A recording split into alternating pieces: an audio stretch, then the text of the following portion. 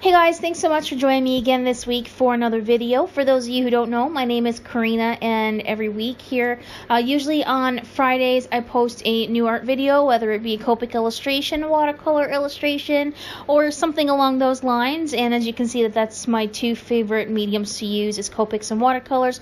I do use inks and Prismacolors as well sometimes, and I throw in a few other mediums here and there as well. This week, I was supposed to start off with doing some Easter art, and I did start off by drawing this cute bunny, but it kind of went away from being Easter when I added in the upside down, I guess, crescent moon and the antlers to the rabbit, making it a jackalope.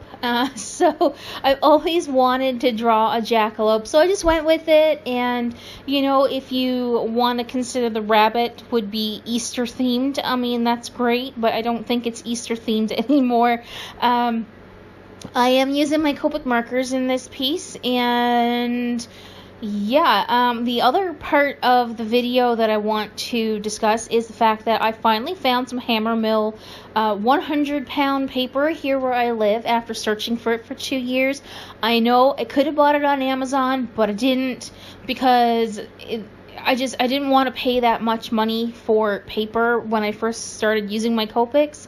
And just recently I went to an office supply store here in town, and they had it, and I bought it, and I spent $36 on paper for 250 sheets, and it was not a waste of money. This paper is great. I love it for coloring on, and I have other things, other paper. I have marker paper, and I have the Copic sketchbook, and I find the Hammermill paper is better than either, and it's really nice. You don't see that white speckliness underneath. Is that a word, speckliness?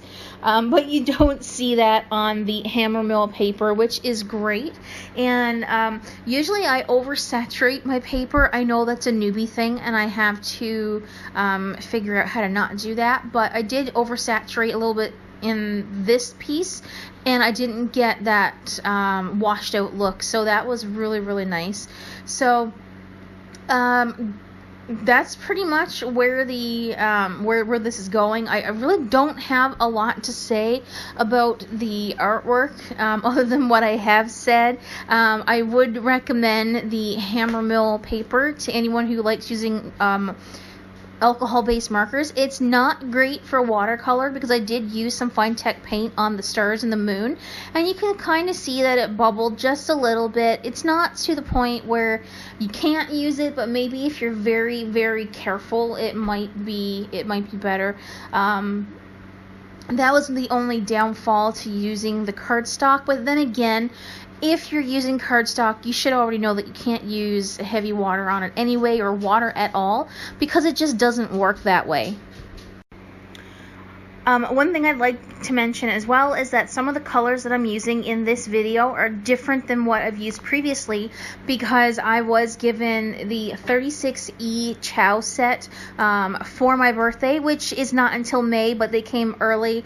We weren't expecting them to come until the end of April, and they showed up quite a bit early. So my fiance said that I could have them, so I did make a swatching video and to show all the different colors in the package, but that'll be at a later date. So some of these colors that I'm using are new. One thing that I didn't like about the 36E set was that it seemed like I had the colors in there were pretty similar to some of the other chows that I had, but then I got to thinking that I don't have refills for everything, so if by chance I'm using a marker and I have one that's closely, you know, similar in color, at least I don't have to run out and get a refill right away, and I can just use the alternative color instead. So when I look at it that way, it's not too bad. With that being said, the E set was the last set that I needed to complete the Chow collection, so I do have the entire Chow set of the Copic markers right now, and that means that I get to spend money I don't have collecting the sketch markers.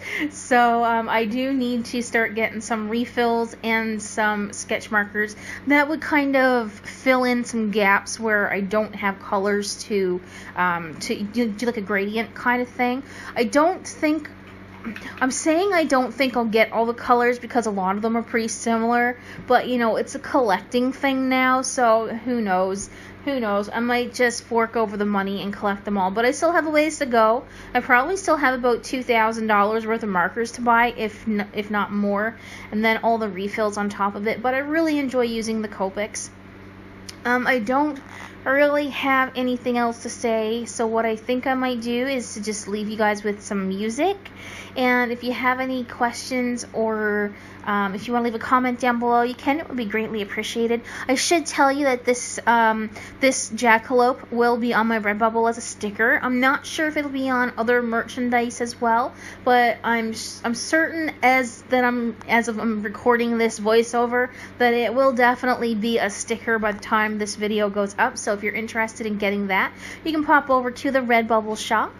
Before I go as well, I just want to let you know that I'm in the process of adding some prints and some originals to my Etsy store, and I'm finally gonna part with some of the originals that I have. Like I mentioned in the last video that I have a bit of separation anxiety when it comes to that, but there will be some going up. There will be some. So I'm gonna leave you with a bit of music here, and I hope you guys I hope you guys had a great week. I need to learn how to speak here. And enjoy the upcoming Easter weekend. And for those of you who celebrate the holiday. And if not, enjoy the weekend doing whatever it is that you're doing. I will see you guys in the next video. And thank you guys so much for watching.